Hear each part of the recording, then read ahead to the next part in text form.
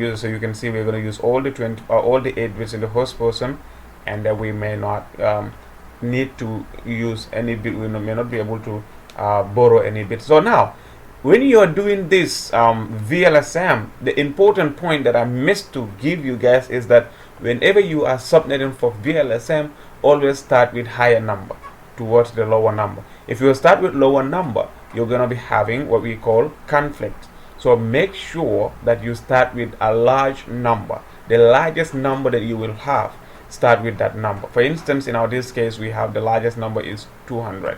So you guys are going to start with 200, and then you go all the way down to 2.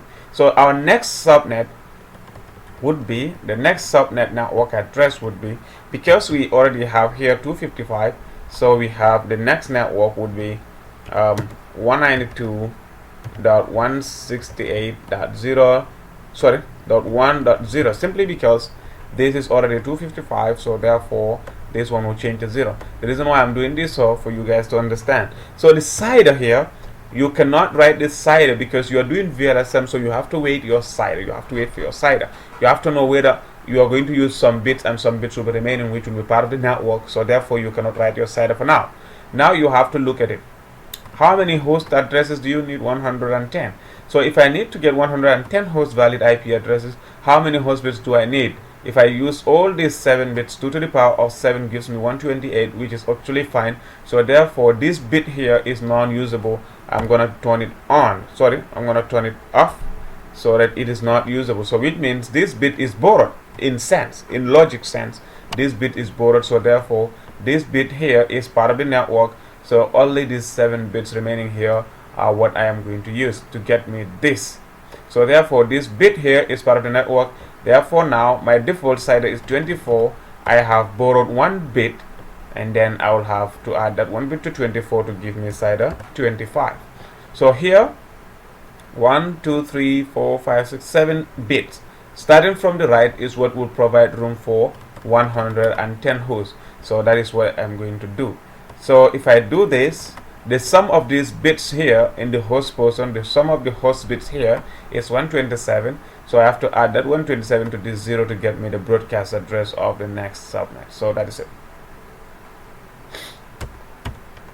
So the broadcast address would be, if we want to know, the formula is very simple again. So we would just say 2 to the power of 7 here, usable host bits. 2 to the power of 7 gives you 127. Actually, if you subtract 2 from that, you will have 126, obviously. So that is what we have. So the broadcast address is the, sorry, here's supposed to 128. Sorry about that. The broadcast address would be 192.168.1.127, because the sum of the bits that form the host part. So right now the first valid IP address I said would be 192.168.1.1, and last valid IP address was 126. So you guys know how to get those ones, 192.168.1.126, and that is the last valid IP address. So the subnet mask here would be, you will see that it's different because they will have different subnet mask. 128, simply because the bit right here is been added to the network person, simply because we don't need it. We need only this 7 bits. So whatever we don't need, it is now going part of the network person. So get it that way. It's very simple. There are different ways that you can subnet, but just take this simplest one. I need just this to get me that. So therefore all that I don't need are part of the network person. So it's a simple it's a simple statement that you have to always give to your own head, and that's all. So guys, that is exactly what you're gonna get. So that is the network. Now what would be the next net? I'm gonna get rid of this one so I don't use much space. So the next subnet from here, the next subnet network address would be 192.168.1.128, because this is 127. It does not exist yet, so therefore this one will not change, but this next value will change. So we're gonna put slash. Now put your slash and do nothing.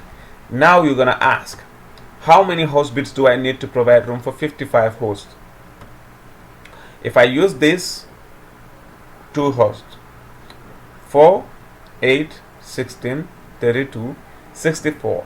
Now 64 should be fine. Yeah, 64 should be fine. 2 to the power of 6 will give me 64. So I'm using 6 host bits. 64 would be good for 55 users. So I am good with this one. So I am going to use only these 6 bits. So therefore I don't need this bit. So it also goes to 1. So that means it goes to the network. So I need only this. So use your formula, and usable host bits here is 6. So I will say 2 to the power of 6 gives me exactly 64. Yeah, that's a good thing. And minus 2 gives me 62.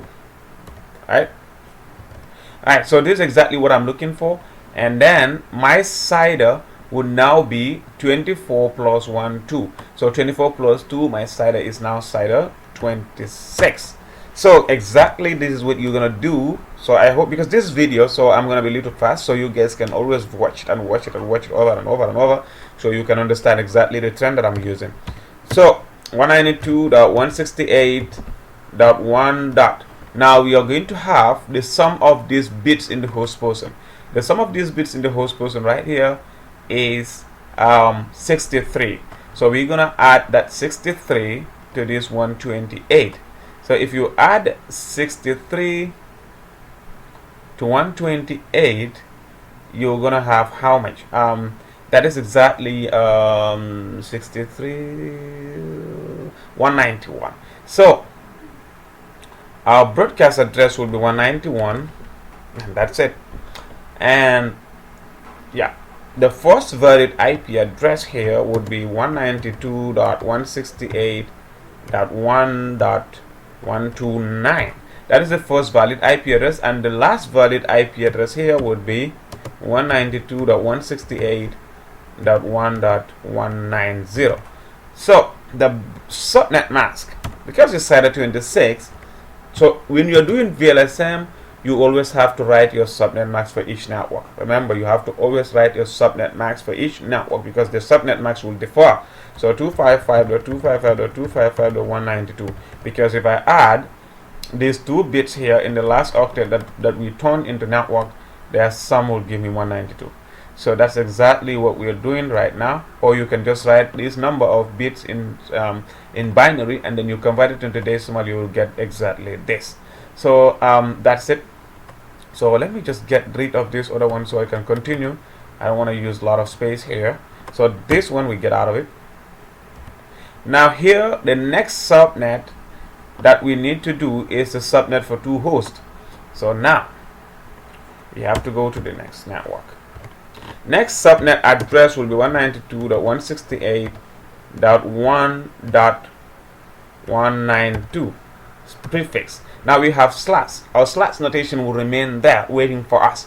Now what we need to do is, how many host bits do we need to use to provide room for 2 hosts? Okay, 2 valid hosts. If I use 1 bit, 2 to the power of 1 is 2, but if I subtract 2 from that 2, I have a 0. So I cannot use just this one. So always you have to remember that. You have to say, if I use this, if I subtract 2 from it, how much will be left? If that is not what will give you what you need, you are going to use the next bit towards your right. So sorry, towards your left, sorry. So right now, if I use this bit, only this bit, if I want to use only this bit, I say 1 bit, 2 to the power of that 1 will give me 2. And if I subtract 2 from 2, I'll have 0. And I need 2 bits here. I mean, I need 2 host IP addresses. So I'm going to use 2. So if I use 2, if I say 2 to the power of 2 gives me 4. If I subtract 2 from that 4, I'll be left with 2. So that is good. So therefore, the whole of these bits, I'm going to put them on. Sorry, I'm going to put them off. So they're off.